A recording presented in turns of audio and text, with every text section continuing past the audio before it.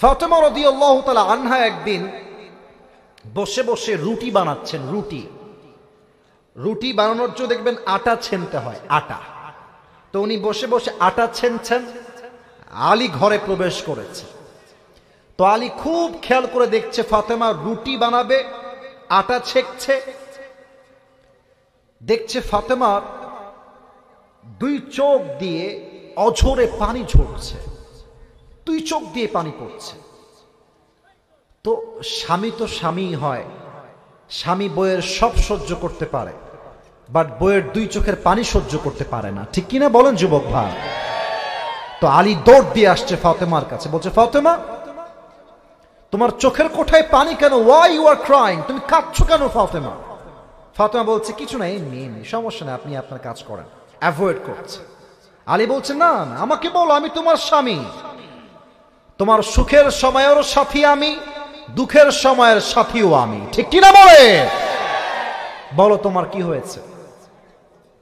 ফাতেমা বলছে আলী, আজ যখন তাহাজ্জুদের নামাজের সময় ঘুমিয়েছিলাম, আমি আমার ঘুমের মধ্যে স্বপ্নে দেখলাম অন্ধকার রাত, বিশাল লম্বা একটা মাঠ, আমার আব্বাজান মাঠের মধ্যে দাঁড়িয়ে অন্ধকারে কি যেন হাত দিয়ে এমনে এমনে খুঁজতেছেন।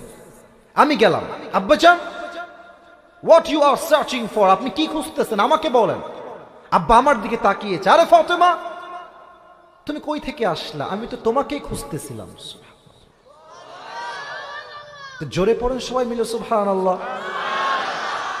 আব্বাজান আমি এখানেই আছি, বলেন কি লাগবে আপনার? এবার আল্লাহর হাবিব ডাক দিয়ে বলছে ফাতেমা তুমি দুনিয়ার জমিনে আর বসবাস করো না, আমি বড্ড একা, তুমি আমার কাছে চলে আসো। এই কথা নবীজি বলেছেন, আর ফাতেমার ঘুমটা সাডেনলি ভেঙে গেছে। উনি ভাবছেন স্বপ্নে আমি কি দেখলাম, এইটা আমার আব্বা আমাকে কবর থেকে ডাকছে, এর ব্যাখ্যা কি? যারা এখানে বসে আছেন স্বপ্নের ব্যাখ্যা শোনেন। যদি আপনাকে আপনার বাবা কবর থেকে ডাকে যে বাবা তুমি আমার কাছে চলে আসো, যদি আপনাকে আপনার মা কবর থেকে ডাকে যে বাবা তুমি আমার কাছে চলে আসো, এই স্বপ্নের ব্যাখ্যা এসেছে আপনার হায়াত বেশি দিন আর বাকি নাই। এটা হচ্ছে স্বপ্নের ব্যাখ্যা। তো আমাদের ব্যাখ্যা ভুল হলে হতেও পারে, বাট নবীজি যে কবর থেকে ডাকছেন, নবীর ডাকা কি কখনো ভুল হতে পারে নওগাঁর ভাইরা? না, হতে পারে না। এটা ফাতেমার স্বপ্ন শুনে আলী বুঝে গিয়েছে যে আমার বউটা হয়তো আর বেশি দিন দুনিয়াতে থাকবে না। এবার আলী নিজেও কান্না শুরু করে দিয়েছে ফাতেমার সাথে। ফাতেমা বলছে আলী থামেন, কাঁদছেন কেন? কুল্লু হাইয়িন মাইয়িত, প্রত্যেকটা জীবিত মানুষকে একদিন মৃত্যুর স্বাদ গ্রহণ করতে হবে, কেউ ভাগতে পারবে না, আমিও পারবো না। আলী থামেন, স্টপ। আলী বলছে ফাতেমা কয়েকদিন আগে আমার কলিজার টুকরা প্রিয় নবী বিদায় নিয়ে চলে গেছে, ওই আঘাতটাই তো আমি সহ্য করতে এখনো পারি নাই। সে আঘাতের যন্ত্রণা এখনো আমার বুকে অটল আছে। এর মাঝে যদি আমার কলিজার টুকরা একমাত্র বউ ফাতেমার বিদায় হয়ে যায়, আমি কাকে নিয়ে বাঁচবো? ফাতেমা আমার তো কেউ থাকবে না দুনিয়াতে বেঁচে থাকার মতো। ফাতেমা বলছিল থামেন, স্থির হন, টেনশন করবেন না। তবে আমি আপনাকে আমার মৃত্যুর পূর্বে 3টা ওসিয়ত করে যেতে চাই। নওগাঁর ভাইরা, লুক অ্যাট মাই 3 ফিঙ্গার্স, 3 আঙ্গুল দেখেন, বলেন সবাই কয়টা ওসিয়ত? নওগাঁর সাউন্ড তো এরকম হয় না, বলেন সবাই কয়টা? 1 নাম্বার ওসিয়ত, আলী মন দিয়ে শুনবা। আমি ফাতেমা তোমার একমাত্র বউ, হাসান এবং হোসাইনের মা, নবীজির একমাত্র কলিজার টুকরা মেয়ে ফাতেমা হলাম আমি হয়তো তোমার বউ হিসেবে তোমাকে অনেক আঘাত করেছি, অনেক কষ্ট দিয়ে ফেলেছি, তুমি আমাকে মাফ করে দিও, মরে যাব তো, মাফ করে দিও। আলী বলছে কেমনে মাফ করব? কিসের মাফ? আরে আমার বউ আজীবন আমার খেদমত করেছে, আমার বউয়ের চুল পরিমাণ কোনো ভুল হয় না, আমি স্বামী হিসেবে সাক্ষ্য দিচ্ছি আমার বউয়ের মতো চরিত্রবান বউ আর কেউ হতে পারে না, ঠিক কিনা বলে? যাও তোমাকে মাফ করে দিলাম, কোনো ভুল নাই যদিও বা, সব মাফ। 2 নাম্বারটা বলো। এটা একটু মজার ছলে বলতে চাই। ফাতেমা বলছে, আলী আমি মরে গেলে তোমার যেখানে মন চায় করবা বিয়ে, সমস্যা নেই, তবে শর্ত আছে একটা, আমার হাসান আর হোসাইনের যেন কোনো কষ্ট না হয়। আর আমাদের যুগের এই মেয়েরা যারা আছে, মরার সময় যখন বেঁচে থাকে স্বামীকে বলে, এই এদিকে আসো। স্বামী বেচারা মাসুম নিষ্পাপ, কিছুই বোঝে না, কি হয়েছে বলো, বলে এই তোমার ডান হাত আমার মাথায় রাখো। রাখলাম, বলো কি বলবো? বলছে আমার মাথার কসম খেয়ে বলো তুমি জীবনেও দ্বিতীয় বিয়ে করবা না। তো এক স্বামী বড্ড চালাক, বউ বলছে, স্বামী আমি যদি মরে যাই তুমি কোনোদিন দ্বিতীয় বিয়ে করবা না তো? तो स्वामी बोलছে, बीवी तुम क्या बात कर रहे हो, अगर तुम मर जाओगे तो मैं पागल बन जाऊंगा, और पागल जो चाहे वही कर सकता है। বলছে বউ তুমি কি বললা, তুমি মরে গেলে আমি পাগল হয়ে যাব, আর পাগল যা মন চায় তাই করতে পারে, ঠিক কিনা বলে? তার মানে মাঝে মাঝে প্রশ্ন যেমন হয় উত্তর তেমন হওয়ার দরকার আছে, ঠিক কিনা? তালি বলছে ঠিক আছে, আমি যদি কখনো বিয়ে করি এমন কোন মেয়েকে বিয়ে করব যেই মেয়ে তোমার হাসান আর হোসাইনকে আগলে রাখবে নিজের সন্তানের মতো। ঠিক আছে যাও, ডান। 3 নাম্বারটা বলো, লাস্ট এন্ড ফাইনাল। ফাতেমা বলছে, আলী আমার মৃত্যুর পরে আমার জানাজার ইমাম হবেন আপনি, আর মুসল্লি হবে হাসান আর Hossain, and nobody is allowed to come there, কেউ সেখানে আর আসতে পারবে না। আলী বলছে, ফাতেমা তোমার প্রথম ওসিয়ত মানতে রাজি আছি, দ্বিতীয় ওসিয়ত মানতেও রাজি আছি, 3 নাম্বারটা আমার দ্বারা হবে না, আমাকে মাফ করে দাও। এটা পারবো না। নবীজির একমাত্র কলিজার টুকরা মেয়ে ফাতেমা দুনিয়ার থেকে বিদায় নিবে, আর সাহাবা একরাম জানাজে অংশগ্রহণ করবে না, এটা আমি আলীর দ্বারা বরদাস্ত হবে না। ফাতেমা আমাকে তুমি মাফ করে দাও, এটা আমার দ্বারা সম্ভব না। আমার বোনেরা যারা এসেছেন, বোনেরা কলিজার মায়েরা, বোনেরা মেহেরবানি করে আপনারা এই মুহূর্তে কানটা খাড়া করেন, মনোযোগ দিয়ে শোনেন। ফাতেমা বলছে, আলী আমি ওসিয়তটা কেন করছি, ট্রাই টু আন্ডারস্ট্যান্ড প্লিজ, একটু বোঝার চেষ্টা করো।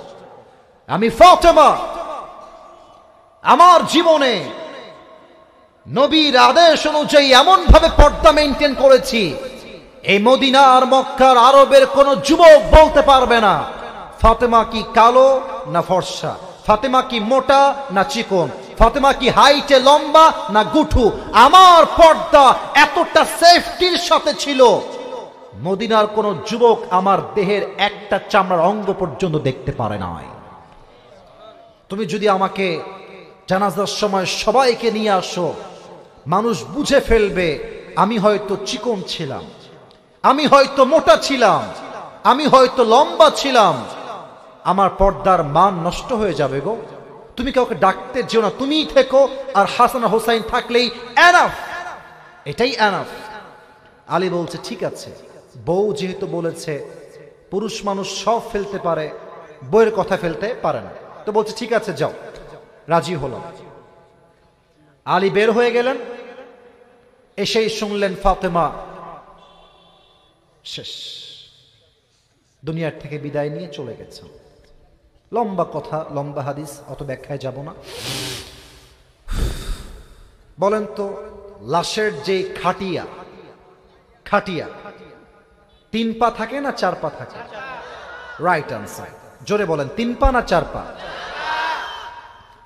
সামনের ডান দিকে ধরেছে আলী প্রথম খাটিয়া, পেছনের 2টা, একটা ধরেছে হাসান আর একটা ধরেছে হুসাইন, একটা পা খালি। মর্মান্তিক হাদিস।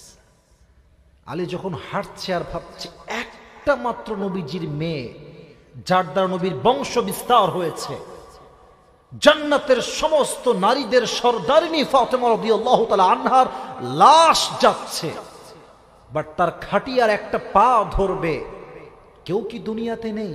কাউকে যে ডাকবে, ডাকতেও পারছে না, ডাকলেই তো ওসিয়ত ভেঙে যাবে। মনটা খারাপ, সামনের দিকে হাঁটছে, হঠাৎ করে দেখছে দূর থেকে এক সাহাবী ইসমুহু আবু যর গিফারি রাদিয়াল্লাহু তাআলা আনহু দৌড় দিয়ে আসছে আলীর দিকে। আলী দেখে ভয় পেয়ে গেছে। আরে যদি এসে বলে, এই আলী, এটা কার লাশ? এটা কি ফাতেমার লাশ? আমি যদি ওসিয়ত রাখতে বলি যে না না, এটা ফাতেমার লাশ নয়, এটা অন্য কারো লাশ, মুসলমান সব বলতে পারে, জবান দিয়ে মিথ্যা বলতে পারে না। আর যদি বলি ফাতেমার লাশ, তবে তো আমার স্ত্রী 3 নাম্বার যে ওসিয়তটা ছিল, একমাত্র 3 জন থাকবে, আর কেউ অ্যালাউড না, ওসিয়ত তো ভেঙে যাবে। কি উত্তর দিব? আলী টেনশনে চেহারা লাল হয়ে গেছে। আবু যর গিফারি দৌড় দিয়ে এসে খাটিয়া বাম পা ধরেছে আর বলছে, আলী, এত চিন্তা করো না, টেনশন নাই, কিছুই ভাঙে নাই, আমাকে আল্লাহ তোমার কাছে পাঠিয়ে দিয়েছে। ধরো, খাটিয়ার কাঁধ ধরো। 4 জন মিলে গিয়ে লাশটাকে কবরের পাশে রেখেছে।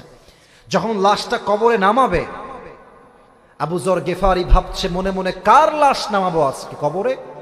মন বলছে, এটা সাধারণ কোন নারীর লাশ নয়, এটা নবীজির একমাত্র কলিজার টুকরা মেয়ে ফাতেমার লাশ, সাইয়্যিদাতু নিসাই আহলিল জান্নাহ। এটা এমন একজন নারীর লাশ, যেই নারী হবে জান্নাতের সমস্ত নারীদের নেতা, সর্দারিনী। এটা এমন একটা মেয়ের লাশ, যেই মেয়ে হচ্ছে আমাদের যেই যুবকদের নেতা, আল হাসান ওয়াল হুসাইন সাইয়্যিদা শাবাবি আহলিল জান্নাহ, জান্নাতের সমস্ত যুবকদের সর্দার হাসান এবং হুসাইনের মায়ের লাশ। এটা কোনো সাধারণ লাশ নয়। বুকটা গৌরবে ফুলে গিয়েছে। কবরকে বলছে, এই কবর, খবরদার, ফাতেমার লাশ তোমার কবরে দাফন করলাম, খবরদার ফাতেমার সঙ্গে যেন এক চুল পরিমাণ কোনো খারাপ ব্যবহার না করা হয়। সঙ্গে সঙ্গে আল্লাহ কবরের জবানকে খুলে দিলেন। কবর বলছে, এই আবু যর গিফারি, কার সঙ্গে কথা বলছো তুমি? এটা কবর, এটা 3.5 হাত মাটির ঘর। এখানে বাপের পরিচয় দিয়ে কাজ হবে না, মায়ের পরিচয় দিয়ে কাজ হবে না, নেতার পরিচয় দিয়ে কাজ হবে না। এই কবর তার সঙ্গেই ভালো ব্যবহার করবে যার কাছে আছে ভালো আমল।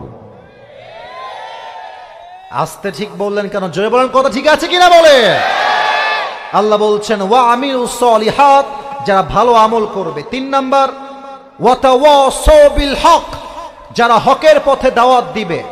4 নাম্বার, ওয়া তাওয়াসাউ বিস সবর, যারা সুখে দুঃখে সবর করবে। 1 সত্তার উপরে আওয়াজ দিয়ে বলেন সবাই, তিনি কে?